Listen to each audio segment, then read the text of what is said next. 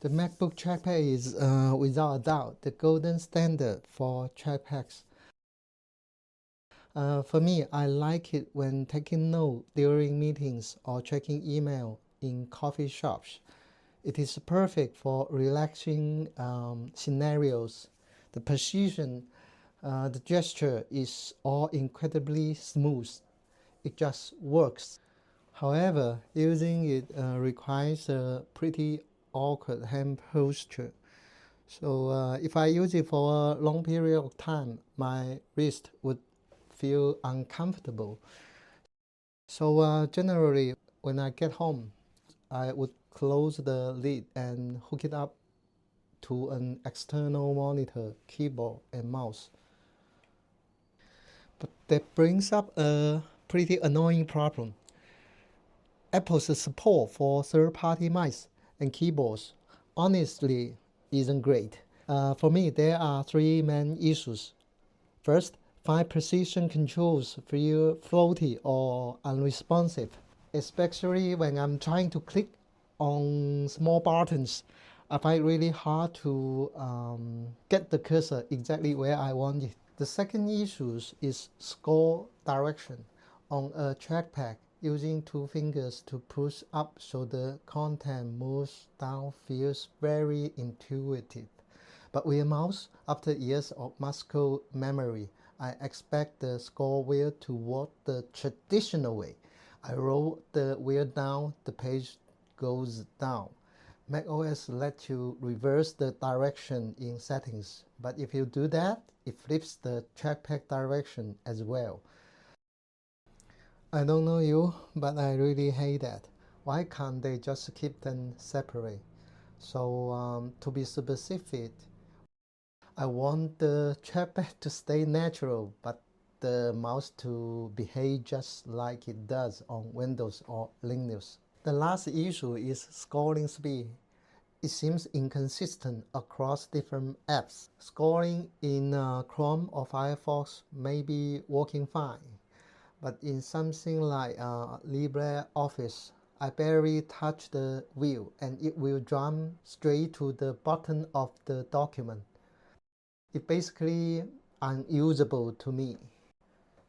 So today I want to introduce you a tool called LinearMouse and show you how it solves these problems for me. Installing it is simple. You can get the installer from their website or just install it via Homebrew. Let's open LinearMouse first. The killer feature here is that you can apply different configurations based on specific input devices, specific apps, or even specific monitors. Let's look at the scrolling tab. We have settings for vertical and horizontal. Most mice come with a vertical scrolling wheel, but rarely horizontal except for some high-end models. I will be using the vertical settings for my purpose, but in case you want to do the horizontal, don't worry, the options are all identical between the two. You can choose to enable reverse scrolling for just this specific mouse across all apps and screens. This flips the mouse input.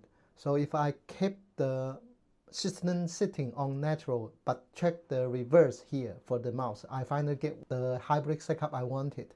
Natural trackpad and standard mouse scrolling. For scrolling mode, you can set it to scroll by lines or by pixels. There's also an acceleration mode where scrolling faster increases the distance. But I don't find it very practical, so basically I stick to by lines or by pixels. You can also set modifier keys. For example, you can set it so holding command while scrolling zooms in, or holding option changes the scroll speed. With this setup, I finally got what I wanted to make the mouse works just like on Windows while keeping the natural scoring for the trackpad.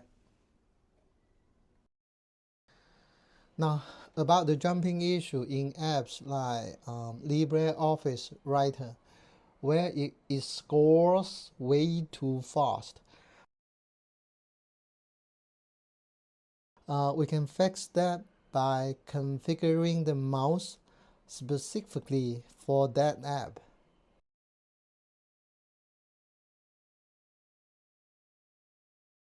Just click the config and select LibreOffice and hit OK. Under scoring mode, I set it to by lines and dial the number down. Now, look at the result. Perfect, no more jumping to the bottom of the page. It is actually controllable now.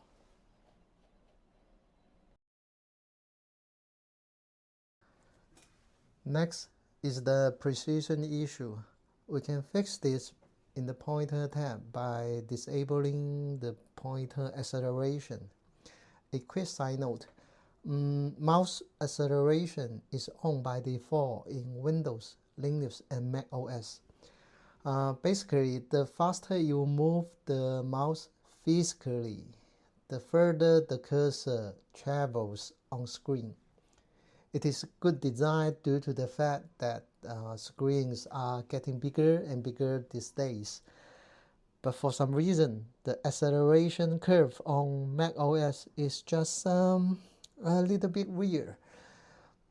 So it feels different from other operating systems I have been using. The only fix here is to turn it off. You will have to move your hand a bit more for long distances, but it is worth it for the precision.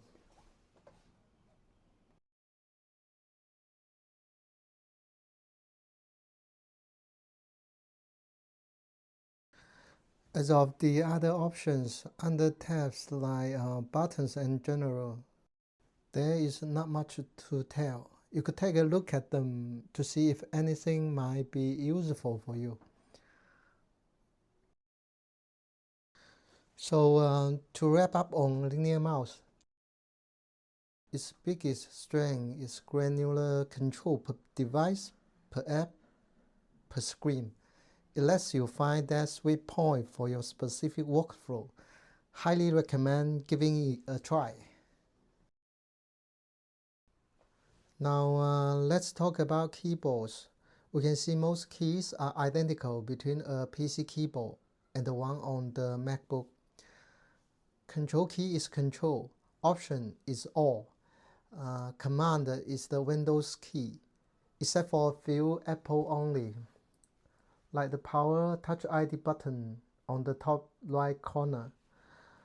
On a Mac, holding that button locks the screen and puts it to sleep. I have a habit of locking my computer whenever I step away, especially in public or even at the office. It is a good security practice, but when the laptop is in lid closed mode, I can't reach the button. I want a way to lock and put it to sleep using my external keyboard. And you can see I'm using a pair of split keyboard, so Apple Magic Keyboard won't be an option for me. The solution here is Karabiner-Elements. Let's take a look at the interface. The first step is simple modifications. This lets you map one key to another or a key to a system function. For example, if I were to lock the computer and put it into sleep, I can pick this one, System Sleep. So if your keyboard has some spare key that can be picked up by the system, you could dedicate one for the purpose. Just select the key you want to sacrifice on the left and then select the software sleep on the right drop-down menu. However, my keyboard is a bit unique, so simple mapping isn't enough. And you can apply these rules to a specific keyboard. Just click on your device and then start configuring. And they won't interfere other keyboards connected to the computer. Okay, that's the simple modifications part. Function keys is for setting the functions for F1 to 12. Nothing special there. And finally, the most important feature to me is the magnificent complex modifications.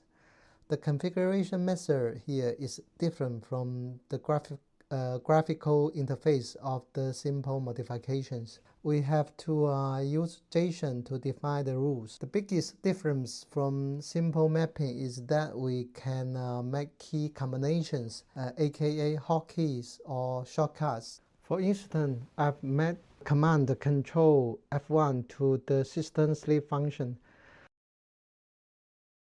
By the way, I also map command plus space to caps lock because after upgrading to Tahoe, I found that using command plus space to switch input method was a bit buggy. Sometimes it would immediately switch back to English, driving me crazy. And somehow the caps lock worked just fine. Anyway, it seems like a bug, so I did this mapping. If you encounter something similar, try it. I should mention most of the JSON configurations aren't written by myself manually. I use some so-called AI to generate them. I describe my requirement and it would output and seem to be correct JSON file for me. And it mostly works right out of the box. Even if there are minor issues, I can tweak it by referring to the official documentation. I recommend you try this approach too. It will save you a lot of time. Also, let me mention the built-in event viewer. Sometimes when writing complex rules, you might need to see the name of keys or information about other applications or device details. You can activate the event viewer to see the corresponding informations. Alright, using these two softwares together solves my problems with using ordinary PC keyboards and mice on my MacBook. That's what I like to share with you today. So if you have any questions, feel free to leave a comment below. I will try my best to help. Okay, thank you. Bye-bye.